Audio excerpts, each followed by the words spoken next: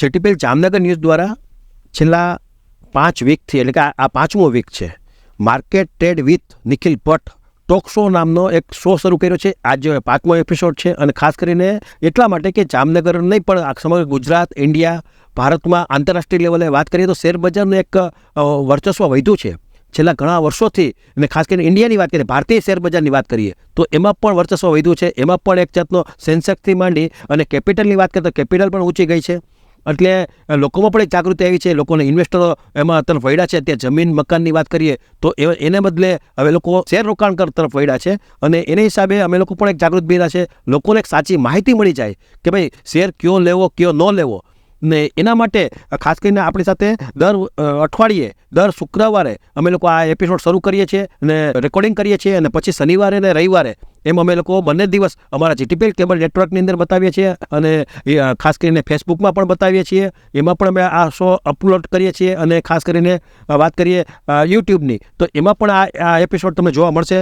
અને એ માટે જે સેબી રજિસ્ટર્ડ છે એવા, આમ તો ગુજરાતમાં જેમનું બહુ મોટું નામ છે એવા નિખિલ ભટ્ટ આપણી સાથે દર વીકે જોડાયેલા હોય છે. નિખિલભાઈ ભટ્ટ છેલ્લા લગભગ ઘણા વર્ષોથી, એટલે 2008 પહેલાંથી એમની આ મુવમેન્ટ છે, એનું પોતાનું રિસર્ચ હોય છે ને રિસર્ચના આધાર ઉપર એ શેરબજારમાં કઈ ગતિવિધિ ચાલે છે, કયો શેર લેવો, કયો ન લેવો, ક્યારે માઇનસ થશે, ક્યારે પ્લસ થશે, એનું પોતાનું લગભગ મેક્સિમમ રિસર્ચ એનું લગભગ લોકો પાસે માનીતું બન્યું છે. લોકોમાં સમગ્ર ગુજરાતમાં એ માન્યતા પણ બન્યા છે. જે લોકો ઇન્વેસ્ટરો છે એ લગભગ એમની જે કંઈ ટિપ્સ આપે છે બજારમાં, એમની ઘણી અખબારોમાં એની કોલમ પણ ચાલે છે.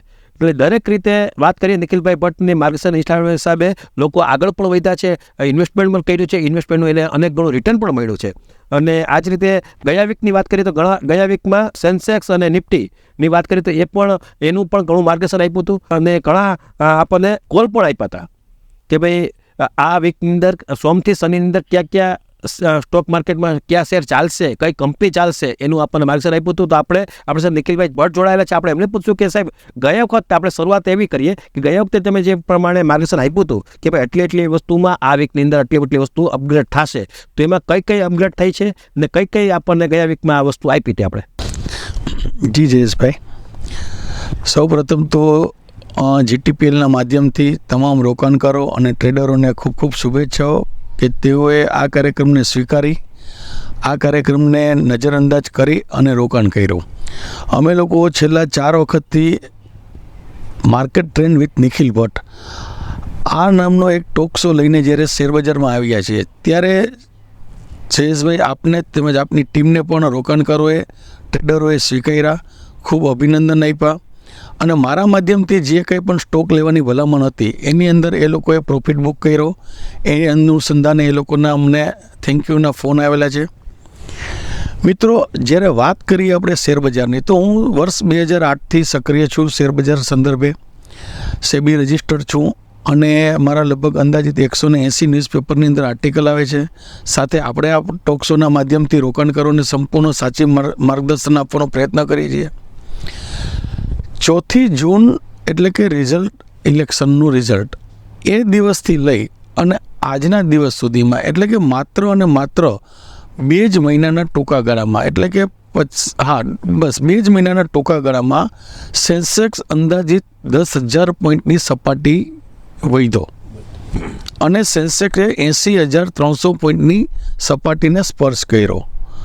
લોકોમાં એક એવી માન્યતા હતી કે શેરબજારમાં રોકાણ ન કરવું, શેરબજાર સટ્ટો છે, શેરબજાર જુગાર છે. આ પ્રકારની એક માનસિકતા લઈને રોકાણકારો અને ટ્રેડરો એક શેરબજારના બ્રોકર વર્ગને, શેરબજારના રોકાણકારને અને શેરબજારના ટ્રેડર્સને અલગ રીતે દૃષ્ટિથી જોતા હતા. પરંતુ આજે સિનેરિયો બદલાઈ ગયો છે. આજે વિશ્વની અંદર આપણે વિશ્વના ટોપ 10 જે સ્ટોક એક્સચેન્જ છે એની અંદર આપણું પોતાનું 4થું સ્થાન છે. $5 ટ્રિલિયન સપાટીને આપણે સ્પર્શ કરી ચૂક્યા છીએ. અર્થતંત્રની અંદર શેરબજાર અને અર્થતંત્ર આ બંનેના બેરોમીટરને, આ બંનેના પેરામીટરને ધ્યાનમાં રાખીને વિકાસની વાતો થઈ રહી છે. મારા મતે રોકાણકારો અને ટ્રેડર્સને સમાજે સ્વીકારવાનું ચાલુ કર્યું છે. છેલ્લા કેટલાય સમયથી એવી વાતો હતી કે શેરબજારમાં રોકાણ ન કરાય, આપણે પાયમાલ થઈ જશું, નુકસાન કરશું. પરંતુ એક વર્ગ એવો આવ્યો છે કે જે વર્ગ હવે શેરબજારને જ મુખ્ય બિઝનેસ તરીકે સ્વીકારવા માંડ્યો છે. મેં અમુક લોકોની સાથે વાત કરી, અમુક લોકો મારા ખાસ અંગત નજીકના મિત્રો છે. નિખિલભાઈ, બ્રોકિંગ હાઉસ ચાલુ કરીએ તો? નિખિલભાઈ, ડીમેટ એકાઉન્ટ કેવી રીતે ખોલાવવું? જયેશભાઈ સાથે તમે ઇન્ટરવ્યૂમાં બેઠા હો છો તો તમે એક અમારા પ્રશ્નને પણ અમને વાંચા આપો કે રોકાણકાર ધારો કે અમે સાવ નવા છીએ, અમારી પાસે ડીમેટ એકાઉન્ટ પણ નથી, તો અમને આ પ્રકારનું અમારે રોકાણ કરવું હોય તો કેટલા અંશે કરવું, કેટલી કેપિટલ લગાડવી વગેરે વગેરે પ્રશ્નોને લઈને જ્યારે રોકાણકાર આપણને એક સારી અને સાચી સમજ મેળવવા માટે આવે છે ત્યારે આપણને ખરેખર આનંદ થાય છે કે આપણો શો, ટોક શો આજે લોકો સુધી પહોંચ્યો છે અને ઘરે ઘરે લોકો જોવાય છે. હું એક સામાન્ય જ વાત કરીશ. મારા ડ્રાઈવર છે જયેશભાઈ. જયેશભાઈના ઘરે આ ટોક શોને દિવસમાં છે આપણે 3 દિવસ પબ્લિશ કરી છે, 3 દિવસ જોવે છે. એટલે મેં કહી દઉં, આપણો જામનગર તો જોવે છે. મારી ટીઆરપી એવડી બધી છે કે લોકો લંડન સુધી જોવે છે. ખાસ કરીને મુંબઈના જે લોકો છે એ લોકો સાહેબ મુંબઈની જે લોકો તમારા જેમ રિસર્ચ એનાલિસ્ટ હોય એને મૂકી આમાં જે ટિપ્સ આપો છો તમે, એ સાહેબ એ લોકો ત્યાં સ્ટોક કરે છે. આવા પણ એક મને સારા સમાચાર આપ્યા કે જયેશભાઈ, તમારા ટોક શોમાં જે કંઈ 2-4 કંપનીની વાત હતી સ્ટોક લેવાની, તો એમાં અમે લોકો તમારા વિશ્વાસે તમારો જે પ્રમાણે 7 વર્ષમાં સાહેબ, હું 7 વર્ષથી જામનગરમાં પત્રકારિત કરું છું, ઘણા વર્ષોથી આમ તો કરું છું, પણ જામનગરમાં આ બધી જીટીબી જામનગર ન્યૂઝ ચાલે છે. લોકોનો વિશ્વાસ છે કે જયેશભાઈ પાસે કંઈ પણ વાત હશે એ પરફેક્ટ હશે અને કાચા સોના જેવી હશે, એટલે લોકો આપણા પર વિશ્વાસ કરે છે. અને વિશ્વાસના આધાર ઉપર તમે પણ તમારી વાત કરીએ તો તમારી સાથે આપણે 6-7 વર્ષથી સંબંધ છે, પણ મેં તમને આ 7 વર્ષ પછી આ ટોક શો શરૂ કર્યો છે એટલા માટે કે તમારું પણ માર્કેટ લેવલે તમે મને જે નાની મોટી ટિપ્સ આપી હોય, ભલે હું શેર લેતો નથી પણ હું રેકોર્ડ ઉપર જોઉં છું કે વૈધા જે ઘટ્યા છે, જે કંઈ તમે માર્ગદર્શન આપો છો તો માઇનસ છે કે પ્લસ છે. સાહેબ એ રિસર્ચ કર્યા, મેં પોતે તમારું રિસર્ચ કર્યું છે, પછી તમને આ ટોક શો મેં એમાં મૂક્યા છે. ને લોકોનો વિશ્વાસ છે ને આવતા સમય એટલા માટે મેં લાગણીથી આ વસ્તુ કરી છે કે આવતા દિવસનું એક આ સ્માર્ટ વર્ક છે લોકો માટે. લોકોમાં પેમેન્ટ છે, પૈસા છે, ક્યાં રોકાણ કરવા એનું માર્ગદર્શન નથી, એને કારણે લોકો ડિસ્ટર્બ થઈ જતા હોય. ને તમે જે પ્રમાણે કીધું ને કે લોકોને નુકસાની જાય, આ જુગાર છે, પણ જો સમજી વિચારીને કરે તો આ એક તો બિઝનેસ છે. એટલે હવે આપણે જે પ્રમાણે લોકોની જે માગ વધી છે સ્ટોક માર્કેટ, કારણ કે હવે દિવસે ડીમેટ એકાઉન્ટ પણ વધારે ખોલવાનું ચાલુ થયા છે. ટૂંકા પીરિયડમાં જ કરોડો ડીમેટ ઓલ ઓવર ઇન્ડિયામાં ખુલ્યા છે. ગુજરાત નંબર 1 છે એ બાબતમાં. એટલે લોકોમાં આ બાબતે જાગૃતિ આવી ગઈ છે, કારણ કે લોકો જમીનમાં રોકાણ કરતા હતા, સુધી મકાનમાં રોકાણ કરતા, અલગ અલગ ઇન્વેસ્ટરો હતા, પણ હવે થોડોક એમાંથી ભાગ કાઢી ને થોડુંક આ સ્માર્ટ વર્ક કરવાનું શરૂ કર્યું છે. એની હિસાબે સ્ટોક માર્કેટ આવતા દિવસોમાં આના પણ કરતાં પણ ગતિવિધિ વધારે પકડશે. કારણ કે પહેલું કારણ એ છે એસઆઈપીની વાત કરીએ તો એસઆઈપીનો જે મુખ્ય ફંડ આવે છે એ પણ તમને કહી દઉં સ્ટોક માર્કેટ ઠલવાય છે. એને કારણે તમને કહી દઉં હવે મંદી જે આવતી ભૂતકાળમાં, એ મંદી છે એવો શબ્દ લગભગ હું માનું ત્યાં સુધી ભવિષ્યમાં નહીં રહે એવું હું એક અનુમાન લગાડું છું. અને વાત કે તમે સેબી રિસર્ચ એનાલિસ્ટ છો, મારી પાસે લિમિટેડ વાત હોય પણ તમે તો આ બાબતના એક્સપર્ટ છો, તો માર્ગદર્શન આપો કે એ લોકોએ શું કરવું જોઈએ રોકાણકારોએ કે એને સારું રિટર્ન મળે. જી જયેશભાઈ, વાત આપણે કરીએ રોકાણકાર જ્યારે નવો હોય છે શેર બજાર માટે, અને જ્યારે એમની પાસે એક મૂડી હોય છે, એક કેપિટલ હોય છે, નાની, ઓછી કે વધુ કે બહુ મોટી, તો એ મૂડીના પ્રમાણમાં એ લોકોએ જ્યારે સૌપ્રથમ તો બ્રોકિંગ હાઉસ સાથે કનેક્ટ થઈ બ્રોકિંગ હાઉસમાં જઈ એક ડીમેટ એકાઉન્ટ, જેમ આપણે બેંક એકાઉન્ટ હોય છે એ રીતે ડીમેટ એકાઉન્ટ ખોલાવવું જોઈએ. સેબીના રૂલ્સ એન્ડ રેગ્યુલેશન્સ પ્રમાણે બ્રોકર જે છે એ સ્ટોક એક્સચેન્જની સાથે પોતે રજિસ્ટર્ડ થયેલો છે કે નથી, પહેલાં તો એનો એક એ લોકોએ તપાસ કરવી જોઈએ. એમના સર્ટિફિકેટ્સ હોય છે, એમના જે કંઈ પણ લીગલ ડોક્યુમેન્ટ્સ હોય છે એની પૂછપરછ કરી અને ત્યારબાદ ડીમેટ એકાઉન્ટ ખોલાવવું જોઈએ. ડીમેટ એકાઉન્ટ ખોલાવ્યા બાદ દરેક નાના રોકાણકારોએ દરેક સેક્ટરની એક નોંધ લેવી જોઈએ. નોંધ એટલે કયા પ્રકારની? તો કે ફંડામેન્ટલ સેક્ટર કયા. હાલના સંજોગોમાં ચોમાસું ચાલુ છે તો ચોમાસાની અંદર કોટનનું ઉત્પાદન થશે, કપાસનું ઉત્પાદન થશે, તો કયા સેક્ટરને એનાથી બેનિફિટ થશે, સેક્ટરને બેનિફિટ થશે તો કઈ કંપનીને બેનિફિટ થશે. આ પ્રકારનું પોતે અભ્યાસ કરવો જોઈએ. અભ્યાસ કર્યા બાદ જ્યાં જરૂર જણાય ત્યાં અલગ અલગ વિવિધ ચેનલોના માધ્યમથી, જે બિઝનેસ ચેનલ છે એના માધ્યમથી, આપણા ટોકશોના માધ્યમથી, અલગ અલગ ન્યૂઝપેપરની અંદર આવનારા આર્ટિકલના માધ્યમથી એ લોકોએ પોતે સંપૂર્ણ રિસર્ચ કરવું જોઈએ. ત્યારબાદ ખરીદીનો એક ભાગ આવે છે તો બે પ્રકારની ખરીદી હોય છે. હાલના સંજોગોમાં એસએમઈ આઈપીઓ ઘણી વખત બહુ સારું અને પરફોર્મન્સ આપે છે. તો આઈપીઓના માધ્યમથી સૌપ્રથમ તો એ લોકોએ પોતાનું ઇન્વેસ્ટમેન્ટની શરૂઆત કરવી જોઈએ. આઈપીઓની અંદર પણ શું હોય છે, આઈપીઓની અંદર જો આઈપીઓ લિસ્ટિંગ પહેલાં આઈપીઓના લિસ્ટિંગ પહેલાં એલોટમેન્ટ હોય છે. એલોટમેન્ટની અંદર જો આઈપીઓ આપણને એલોટ થાય અને જે તે સમયે લિસ્ટિંગ થાય તો એ વચ્ચેનું જે લિસ્ટિંગના સમયે જે ભાવથી એલોટમેન્ટ થયેલું છે અને જે ભાવ માર્કેટની અંદર લિસ્ટિંગ થાય છે એનો જે ડિફરન્સ છે પ્રોફિટનો, એ પ્રોફિટ બુક કરવો જોઈએ. એ પ્રોફિટને અન્ય જગ્યાએ સેવ કરવો જોઈએ. સાથે સાથે આઈપીઓની અંદર જ્યારે એ રોકાણકારને પોતાને એક ગ્રીપ આવી જાય કે ના ભાઈ હવે અમને અમારા કેપિટલની ઘણી વખત એવું હોય અમને શેરબજાર ફળતું નથી. ઘણા લોકો માનસિકતા એટલે જ્યોતિષને બતાવવા જતા હોય છે કે ભાઈ અમારામાં ભાગ્યોદય છે શેરબજારનો આ તે. આવી બધી નાની મોટી વાતો જો તમને શંકા ઉપજાવતી હોય અને તમને ક્યાંયથી એવું માર્ગદર્શન મળે અથવા તમને પોતે નાસીપાસ થાવ તો પહેલાં શરૂઆત તમારે હંમેશા કરવી જોઈએ આઈપીઓના માધ્યમથી. આઈપીઓ ભરો, એલોટમેન્ટ શેર થાય, ત્યારબાદ એનું લિસ્ટિંગ થાય, ત્યારબાદ લિસ્ટિંગ થયેલા શેરનું તમે વેચાણ કરી અને તમે સારો નફો મેળવી શકો છો. કદાચ જયેશભાઈ એવું બની શકે કે તમને એલોટમેન્ટ નથી થતું તો રોકાણકારોને આ પણ એક પ્રશ્ન મૂંઝવતો હોય છે કે ભાઈ નિખિલભાઈ અમને એલોટમેન્ટ નથી થયું તો શું? તો કશો વાંધો નથી, આપણને આપણી જે કેપિટલ છે એ કેપિટલ આપણા જે એકાઉન્ટ છે સેવિંગ એકાઉન્ટ જેના માધ્યમથી આપણે કંપનીને પેમેન્ટ કરેલું હતું આઈપીઓના સમયે એ આપણને પરત મળી જવાનું છે. સિમ્પલ વસ્તુ છે, નુકસાની કંઈ નથી. એટલે નાના રોકાણકારો જે લોકો શેરબજારની અંદર અજાણ છે, જેને શેરબજારમાં પણ આઈપીઓ કરતાં પહેલાં પાછું તો ડીમેટ એકાઉન્ટ ખોલાવવું તો ફરજિયાત છે. ડીમેટ એકાઉન્ટ તો ફરજિયાત છે. સૌ પ્રથમ ડીમેટ એકાઉન્ટ સારો બ્રોકર, રજિસ્ટર્ડ બ્રોકર જે સેબીના રૂલ્સ રેગ્યુલેશનને અને સ્ટોક એક્સચેન્જની અંદર માન્ય હોય, મતલબ રજિસ્ટર્ડ થયેલા હોય, એને ત્યાં જ બ્રોકરનું એક એકાઉન્ટ ડીમેટ એકાઉન્ટ ખોલાવવું જોઈએ અને ત્યારબાદ આ આઈપીઓની પ્રોસિજર આગળ વધારવી જોઈએ. સાહેબ એ બધી વાત સાચી તમારી, પણ વસ્તુ એ બની છે કે જે લોકો ટ્રેડિંગ કરે છે ઓલરેડી અત્યારે એની પાસે માર્જિન નથી, છતાંય એ કમાવાની લાલચ તો હોય જ ને. એટલે એ તમને કહી દઉં એ જે ગેરકાયદેસર જે ડબ્બા ટ્રેડિંગ ચાલે છે એમાં તમે ફયડા છે અમુક લોકો, તો એ પણ ક્યારેક એવું બને કે ડિસ્ટર્બ થઈ જાય છે. તો એ શું છે, એ ડબ્બા ટ્રેડિંગ એ શું છે, લોકોને ખ્યાલ નથી હોતો અને સામે વાળો એમ કે ભાઈ શેર લેવાની જરૂર નથી, તમારું લખાઈ ગયું એવું કહેતા હોય છે. તો એ શું છે? અને ઘણી વખત એવું બનતું હોય છે કે જે લોકો પાસે માર્જિનની વ્યવસ્થા ન હોય, અપૂરતું માર્જિન હોય, એ લોકો અલગ અલગ અનરજિસ્ટર્ડ બ્રોકર કહી શકીએ એને, અમારી ભાષામાં અનરજિસ્ટર્ડ બ્રોકર, કે જે લોકો સ્ટોક એક્સચેન્જમાં રજિસ્ટર્ડ ન હોય, સેબીના રૂલ્સ રેગ્યુલેશન્સ એમને કોઈ મતલબ સ્પર્શતા ન હોય, પરંતુ એ લોકોની સાથેનું એને એક ટ્રેડિંગ એક વિશ્વાસના ધોરણે એકબીજાને અનુકૂળ પડે એ રીતના એ લોકો કરતા હોય છે, જે ખરેખર જોખમી હોય છે. અને જોખમીની સાથે સાથે શું હોય છે કે એની અંદર લોકોની એક લાલચના હિસાબે લોકો પોતાનું ઓવર ટ્રેડિંગ કરી જતા હોય છે. ઓવર ટ્રેડિંગના કારણે મોસ્ટ ઓફ તો નુકસાની જ જતી હોય છે અને બંનેનો વ્યવહાર કેવો છે, શું છે, એ તો વ્યક્તિગત ધોરણે જ આપણે એમને કહી શકીએ કે એ લોકોનું સુલટાવાનું હોય છે.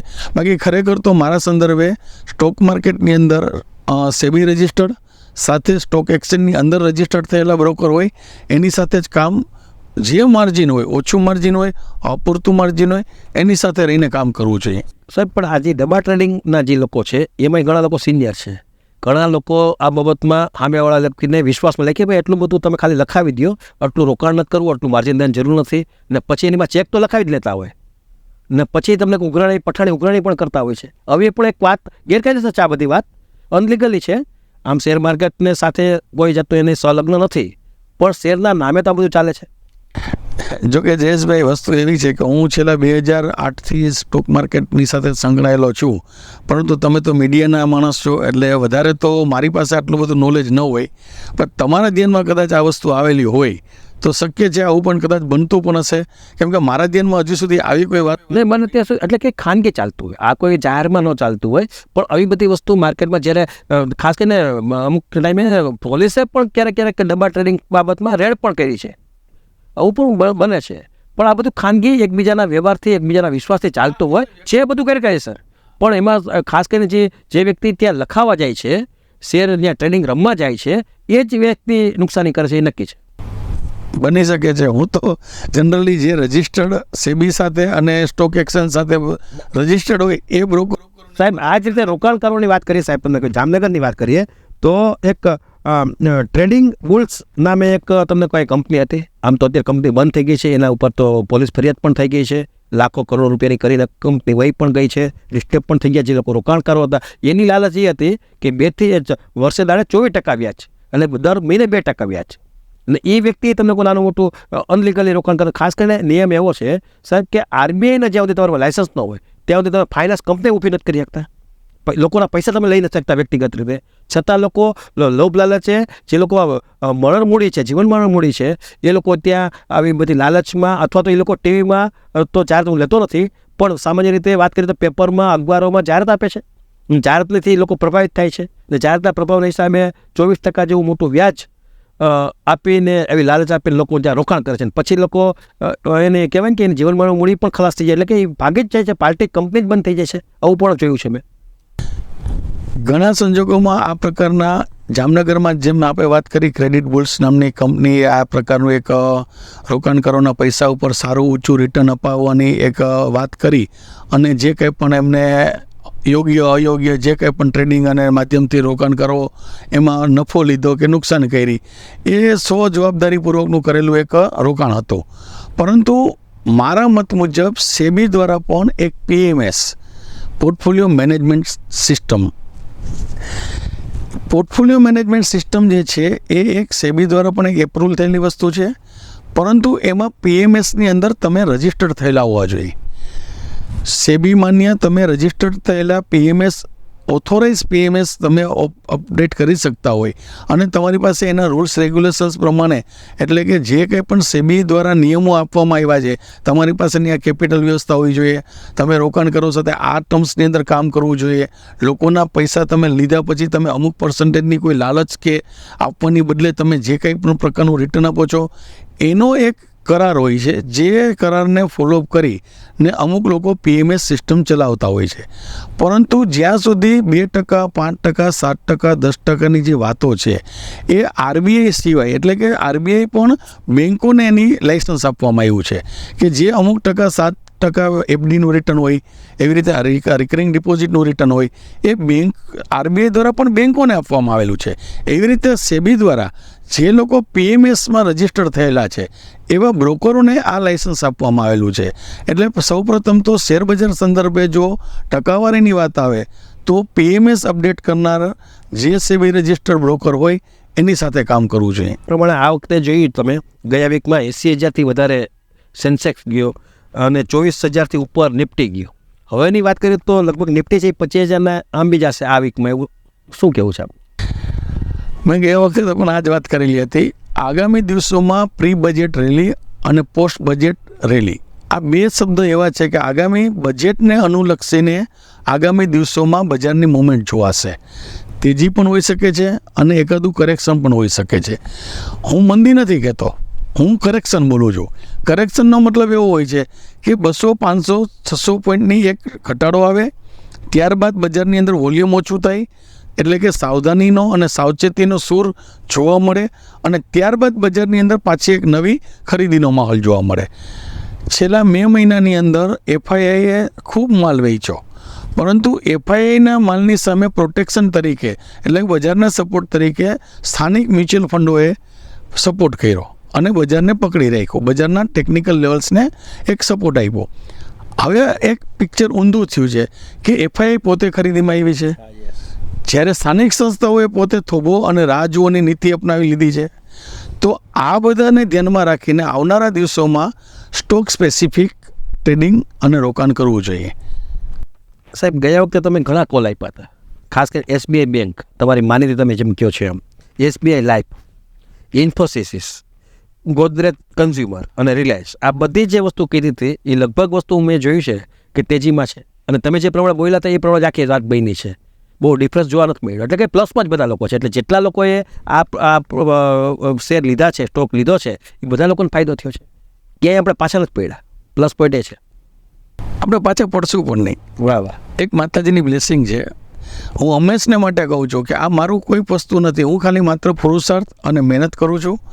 મારી જે કંઈ પણ બ્લેસિંગ છે, મારો જે કંઈ પણ અનુભવ છે અને જે કંઈ પણ છે રોકાણકારોના ફાયદા માટે અને ટ્રેડરોના પ્રોફિટ માટે જ છે. હું સામાન્ય રીતે લોકો પાસેથી એવી અપેક્ષા નથી રાખતો કે એ લોકો ઓવર ટ્રેડ કરે અથવા હું જે કોઈ પણ કોલ્સ પ્રોવાઈડ કરું અહીંયાથી એની અંદર આવીને કોઈ નકારાત્મક વાતો કરે. માત્ર એક જ વસ્તુ કે તમે તમારા સ્ટોપ લોસને એટલે કે તમારી એક માર્કેટમાં રોકાણ ક્ષમતા છે, જે તમારું પોતાનું માર્જિન કેપિટલ છે, એને અનુલક્ષીને એને ધ્યાનમાં રાખીને તમે રોકાણ અને ટ્રેડિંગ કરો. ગયા વખતે આપણે વાત કરેલી કે રિલાયન્સ વધી ગયો, જે 3003ને ક્રોસ કરતાં 3150 સુધીનો ભાવ હતો. 3150ના ભાવથી 3170 અને 3170થી 3100 આવી એક મુવમેન્ટ નોંધાવતો હતો. આજે સૌથી મોટા એટલે કે નિફ્ટી અને સેન્સેક્સને સપોર્ટ કરનાર અને આવનારા દિવસોની તેજીને સપોર્ટ કરનાર રિલાયન્સ તરફથી એક એવા ન્યૂઝ મળ્યા છે. માર્કેટની અંદર આજે જે ન્યૂઝ હતા કે રિલાયન્સ આગામી વર્ષની શરૂઆતે 55,500 કરોડનો એક આઈપીઓ એટલે કે ઇન્ડિયાનો સૌથી મોટો આઈપીઓ લઈ અને જીઓનો રિલાયન્સ જીઓમાં અંદાજિત 55,500 કરોડનું મૂડીરોકાણ લઈને આઈપીઓ લઈને આવી રહ્યું છે.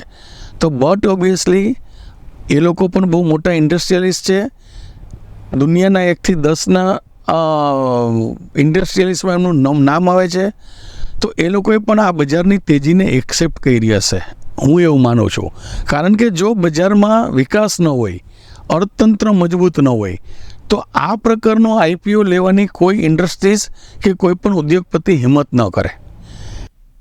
ના, લગભગ સાહેબ તમે જોયું છે છેલ્લા ઘણા સમયથી લગભગ આઈપીઓ નાના હોય કે મોટા હોય અનેક ગણું ભરવું થાય છે. આ પણ વાસ્તવિકતા એને મતલબ લોકોમાં પબ્લિકમાં પૈસા તો છે, લોકોનો વિશ્વાસ પણ છે. એને કારણે સાહેબ તમને કહી દો, લગભગ તમને કહી દો, આજે તમને કહું આપણે જામનગરની વાત કરીએ, મધુસૂદન મસાલા સાહેબ 592 ગણું ભરણું હિસાબ તો કરો. 592 ગણમાંથી એક જ વ્યક્તિને તમને કહું માત્ર એક શેર આપવામાં આવ્યો છે. તમે હિસાબ કરો એટલે લોકોનો વિશ્વાસ વધ્યો છે. એટલે લગભગ લોકો આઈપીઓ તરફ બહુ વળ્યા છે. એટલે આપણે આઈપીઓની જ વાત કરીએ. રોકાણકારોએ સૌપ્રથમ ડીમેટ એકાઉન્ટ રજિસ્ટર્ડ બ્રોકર સાથે ઓપન કરાવવું, ત્યારબાદ ડીમેટ એકાઉન્ટની અંદર આઈપીઓ ભરવાનું શરૂ કરવું. આઈપીઓ બાદ એમને લિસ્ટિંગના સમયે નહીં સાહેબ, આઈપીઓની વાત કરીએ તો લગભગ હું માનું તો 3-4 દિવસનું જ રોકાણ છે. રોકાણ બહુ જાજો પીરિયડ નથી. રોકાણનો પીરિયડ પણ જાજો નથી. અને વધુ શું છે કે આઈપીઓની અંદર તમારું ઇન્વેસ્ટમેન્ટ જે છે એ સેફ છે અને કાંઈ જવાનું નથી. એટલે અને સમય પાછળ આપણા બેંકમાં એ લોકો સીઝ કરે છે, ટૂંકમાં પૈસા આપણને ઉપાડવા ન દે તો પણ 2-4 દિવસો પાછા જમા પણ થઈ જાય છે. કારણ કે આઈપીઓ વિનર ન થાય તો, ને વિનર થાય તો એ આપણને શેર મળે છે, તો એ આપણા પેલા લિમિટ એકાઉન્ટમાં આવી જાય છે.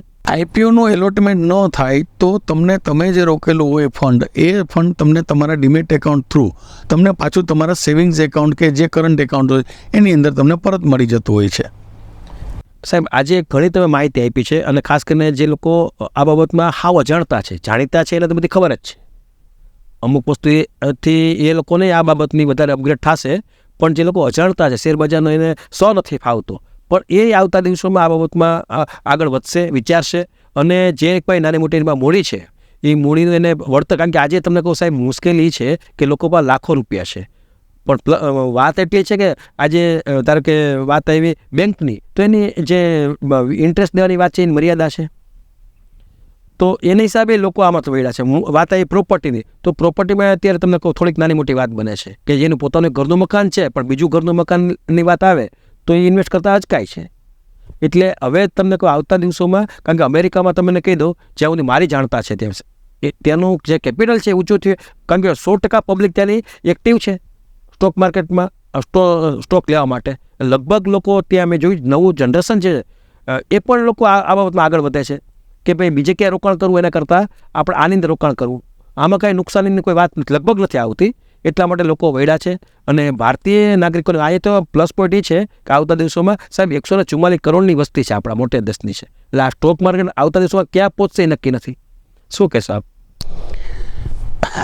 વસ્તીની ગણતરી પ્રમાણે બરોબર છે, આપણે 140 કરોડની આસપાસની વસ્તી છે, પરંતુ હાલના સંજોગોમાં જે બજારમાં અર્થતંત્રમાં વિકાસની જે વાત ચાલી રહી છે અને સાથે સાથે શેરબજારમાં જે નવી ઊંચાઈ સપાટી નોંધાઈ રહી છે એને ધ્યાનમાં રાખીને નવા ડીમેટ એકાઉન્ટ ખોલી રહ્યા છે.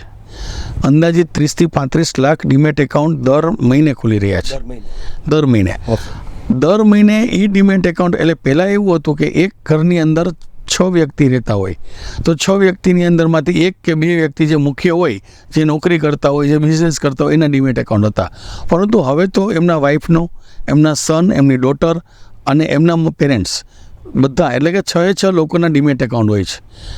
એ લોકો શું કરે છે? એ લોકો પોતે આઈપીઓના પર્પઝથી જ ડીમેટ એકાઉન્ટ ખોલાવે છે. કોઈ ટ્રેડિંગ અમારે કરવું નથી, અમે માત્ર આઈપીઓ ભરશું, આઈપીઓનું એલોટમેન્ટ થશે તો ઠીક છે, એલોટમેન્ટ નહીં થાય તો પૈસા પાછા આવશે, અને એ ગણતરી જ માની લો કે એલોટમેન્ટ થઈ ગયું અને લિસ્ટિંગના સમયે અમે વેચી અને જે કંઈ પણ નફો છે એ અમે અમારા ઘરની અંદર અન્યત્ર જગ્યાએ ખર્ચ માટે અથવા સેવિંગ માટે રાખશું. આ એક એવી માન્યતા થઈ ગઈ છે અને આ એક અત્યારના એવો નવો ટ્રેન્ડ થઈ ગયો છે. અનેક સંસ્થાઓ મારી પાસે આવે છે કે નિખિલભાઈ, અમે અમારી સંસ્થામાં 200 લોકો છે, અમારી સંસ્થામાં 1200 લોકો છે, આ લોકોને તમે ગાઈડ આપવા માટે આવો. અમારી ઈચ્છા છે કે અમે લોકો સંગઠિત થઈ અને એક નવું ઇન્વેસ્ટમેન્ટ ધોરણે અમે શેર બજારમાં એક પોતાનું કેપિટલ લઈને આવીએ. હું એ મિત્રોને એ જ કહું છું કે નાના મોટા સેમિનારોનું આયોજન કરો. તમારા ગ્રુપની અંદર એક દિવસ એવો રાખો, શનિ અને રવિ આ 2 દિવસ માર્કેટમાં રજા હોય છે, તો તમે લોકો 2 દિવસમાંથી એક દિવસ એવો રાખો કે જેની અંદર તમારું ગ્રુપ બહાર ફરવા જતું હોય, એની બદલે કોઈ સારા એક્સપર્ટની સાથે બેસીને 2 થી 3 કલાક કોઈ એક સારી જગ્યા પ્લેસ હોય ત્યાં તમે બેસો બધા સાથે અને એક ડિસ્કસ કરો કે આવનારું ઇકોનોમી અને આવનારું શેર બજાર પ્રોપર છે, યોગ્ય છે, રોકાણ લક્ષી છે, ટ્રેડિંગ લક્ષી છે. તો મિત્રો, તમારી કેપિટલની અંદર જો ગ્રોથ થશે તો બટ ઓબ્વિયસલી એક્સપર્ટને પણ બેનિફિટ છે અને સાથે સાથે તમારા જે રોકાણની જે કંઈ પણ પ્રોફિટની જે તમારી એક એક્સપેક્ટેશન છે એ પણ પૂરી થશે. સાહેબ, આજની જે વાત આવે છે, આજ ખરેખર જે ટિપ્સની વાત આવે છે સાહેબ, લગભગ લોકો અત્યારે આપણે ટીવી સામે જે બેઠા છે એ છેલ્લે આપણે એટલા માટે કે લોકો આખો એપિસોડ જોવે, છેલ્લે તમને તમારા કોલ્સ જે કંઈ આપવાના છે, ટિપ્સ જે આપવાની છે એ તમે અમારા દર્શકોને આપો. ગયા વખતે આપણે લોકોએ ઇન્ફોસિસની ભલામણ કરેલી. ઇન્ફોસિસ 60 રૂપિયા જેવો એક જમ્પ આપ્યો. મેઇન મારો અંગત સ્ટોક, ફેવરેટ સ્ટોક જેને કહી શકાય કે સ્ટેટ બેંક, તો સ્ટેટ બેંકે પણ આજે બહુ સારી મૂવમેન્ટ આપી. 830થી લઈ અને 870 રૂપિયા, એટલે કે અંદાજિત 40 રૂપિયા જેટલો ઉછાળો આપ્યો. આગામી દિવસોમાં પણ હું સ્ટેટ બેંકને જ રેફરન્સ આપીશ કે સ્ટેટ બેંકની અંદર રોકાણ કોઈ દિવસ તમને નુકસાન નહીં આપે. વચ્ચે ઓછે અંશે ભાવમાં ઘટાડો થાય કોઈ નાના મોટા કરેક્શનમાં, પરંતુ ડિલિવરી બેઝ જે રોકાણ કરે છે લોકો, એને સ્ટેટ બેંકના શેરને પ્રાધાન્ય આપવું. PSU સેક્ટરનું બેંક છે, ભારતની સૌથી મોટામાં મોટી બેંક અને એની અંદર સૌથી વધુમાં વધુ બેંકના એકાઉન્ટ હોલ્ડર છે. યસ. એટલે આ બેંકને ક્યારેય નજરઅંદાજ કરીને એને આપણે અંડર એસ્ટિમેટ નહીં કરવાની. એટલે PSU સેક્ટરની સ્ટેટ બેંક, સાથે સાથે રિલાયન્સ બજારની અંદરનો અત્યારના સૌથી હાઈએસ્ટ માર્કેટ કેપિટલાઇઝેશન સાથે બજારની મૂવમેન્ટને જો વધારેમાં વધારે અસર કરતું હોય તો રિલાયન્સ છે. જો બજારને આગામી દિવસોમાં નવી તેજીની તરફ જવું હશે તો બટ ઓબ્વિયસલી છે કે રિલાયન્સનો સપોર્ટ એને જરૂરી બનશે. અને રિલાયન્સ સાથે સાથે ફંડામેન્ટલ મજબૂત સ્ટોક છે. રિલાયન્સ વિશેની કોઈ આપણે અત્યારના રિસર્ચ આખું કરીને ચર્ચા કરીએ એની બદલે ખાલી માત્ર એક જ કે PSU સેક્ટરમાં સ્ટેટ બેંક, બેન્કિંગ સેક્ટરનો, ઓઇલ એન્ડ ગેસ રિફાઇનરી સેક્ટરનો રિલાયન્સ, સાથે એમાં જીઓ પણ સામેલ થશે. હવે આવનારા દિવસોમાં એનો પણ IPO આવવાની ગણતરી છે. એટલે રિલાયન્સ અને સાથે સાથે ઇન્સ્યોરન્સ સેક્ટરનો એક સૌથી ફંડામેન્ટલ સ્ટોક ગણી શકાય કે આવનારા દિવસોમાં બજેટની અંદર જો ઇન્સ્યોરન્સની અંદર સેક્ટરમાં કોઈ સારો બેનિફિટ આપે એવી પોલિસી જો આવશે તો HDFC લાઈફ જે છે 600 રૂપિયાની આસપાસનો ભાવ ચાલે છે અત્યારે. 550 અને 600 એટલે કે 50 રૂપિયાના માર્જિનલ ડિફરન્સની વચ્ચે આમાં ખરીદી કરવી. આ પણ ડિલિવરી બેઝ સ્ટોક છે. અને રામકો સિમેન્ટ એ પણ મારો એક ફેવરેટ સ્ટોક છે સિમેન્ટ સેક્ટરનો. રામકો સિમેન્ટ 750થી લઈને 800 રૂપિયાની રેન્જમાં લગભગ અંદાજિત 3 થી 4 મહિના માટે જો કોઈ રોકાણકારની ઈચ્છા હોય કે પોઝિશન કોલ તરીકે એ પોતાના પોર્ટફોલિયોમાં હોલ્ડ કરી શકે એમ છે તો રામકો સિમેન્ટને અવશ્ય કરવો જોઈએ. 750 રૂપિયાની નીચે જાય તો જ એક નવી મંદી શરૂ થાય, અધરવાઇઝ આ સ્ટોક બહુ સારું રિટર્ન અપાવશે. એક ખાસ વાત કે જે કંઈ પણ તમારી રોકાણ ક્ષમતા છે, તમે જે કંઈ પણ રોકાણ કરવા માગો છો એમાં તમારો પોતાનો સ્ટોપ લોસ તમારે ખાસ રાખવો જરૂરી બનશે. હું અહીંથી જે કંઈ પણ ભલામણ કરું છું એ તમારે તમારા રોકાણ ક્ષમતાને તમને તમારી સ્વજવાબદારીપૂર્વક અને તમારે પોતાના એક સ્ટોપ લોસને ધ્યાનમાં રાખીને તમારે કરવાનું રહેશે. અમે અહીં જે આપીએ છીએ એ માત્ર ને માત્ર એક તમારા રોકાણને સેફ સ્ટોકની અંદર સારો અને ફંડામેન્ટલ સ્ટોક છે એની જ ભલામણ કરીએ છીએ. કોઈ small cap, mid cap, XYZ અમે લોકો કોઈ એવી ભલામણ કરતા નથી. તો રોકાણકારોને અને ટ્રેડર્સને એટલી જ મારી વિનંતી કે આ કાર્યક્રમને ધ્યાનમાં રાખીને સ્વજવાબદારીપૂર્વક પોતાના સ્ટોપ લોસને અનુલક્ષીને પોતાની રોકાણ ક્ષમતાને અનુલક્ષીને અમારા કોર્સની અંદર ટ્રેડિંગ અથવા રોકાણ કરવું. અને ખાસ કરીને સાહેબ તમને કહું, છેલ્લા લગભગ ઇલેક્શનનું જે વાત આવી છે, કાઉન્ટિંગ થઈ ગયા પછી અદાણી ગ્રુપ જે છે એ હાલતો નથી. એમાં લોકો જે અદાણીમાં જે લોકો ઇન્વેસ્ટ કર્યું છે એ લોકો ટેન્શનમાં છે. એ શું છે? આ કેમ આ અટકેલો પડ્યો છે? એક સમય એવો હતો કે એ એક જ હાલતો હતો. હું જ્યાં સુધી મારો અનુભવ કહે છે તો આવનારા વીકમાં આપણે અદાણી ગ્રુપની અંદર પણ તેજી જોવા મળશે એવી આજે હું ભલામણ કરું છું. આવનારા દિવસોમાં અદાણી એન્ટરપ્રાઇઝમાં પણ એક નવી તેજી જોવા મળે. અદાણી એક એન્ટરપ્રાઇઝમાં કે બધા અદાણી એન્ટરપ્રાઇઝમાં જ આપણે અત્યારે પૂરતી રાખીએ. અદાણી પોર્ટ, અદાણીના અલગ અલગ શેર્સ છે, પરંતુ આપણે હાલના સંજોગે અદાણી એન્ટરપ્રાઇઝની અંદર વધારે ધ્યાન આપશું. અને અદાણી પોર્ટમાં પણ ખાસ ધ્યાન રાખજો. જે રોકાણકારો ડિલિવરી બેઝ રોકાણ કરતા હોય એ લોકોએ અદાણી પોર્ટની અંદર સ્ટેપ બાય સ્ટેપ દરેક ઘટાડે પોતાની રોકાણ ક્ષમતાને ધ્યાનમાં રાખીને રોકાણ કરવું જોઈશે. એને ભવિષ્ય હું એક વાત કહી શકીશ કે હમણાં ટૂંક સમયના ગાળામાં કદાચ એવું પણ ડિક્લેરેશન થાય કે જામનગરની અંદર અદાણી પોર્ટ ઈચ્છા ધરાવી રહ્યું છે તો કદાચ નવાઈ ન લાગે.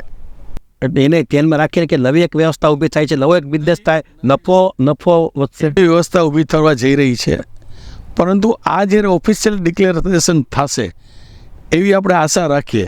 પરંતુ અદાણી ગ્રુપને અત્યારના પોર્ટ બિઝનેસમાં બહુ સારો ઇન્ટરેસ્ટ છે અને આના કારણે અલગ અલગ જગ્યાએ જ્યાં પોર્ટ છે ત્યાં એ લોકો એક પોતાની વ્યવસ્થા ઊભી કરી અને પોતાનો બિઝનેસ ડેવલપ કરે એવી એક બજારની પણ વાત છે અને માર્કેટની પણ વાત છે. બજારની એટલે સામાન્ય લોકોની અને માર્કેટ એટલે એક્સપર્ટની. તો આ એક શક્યતા જોઈ રહી છે. Market trend with Nikhil Bhatt નામનો આ જે શો શરૂ કર્યો છે, લગભગ હું માનું ત્યાં સુધી લગભગ હજારો લોકોએ જોવાનું શરૂ કર્યું છે.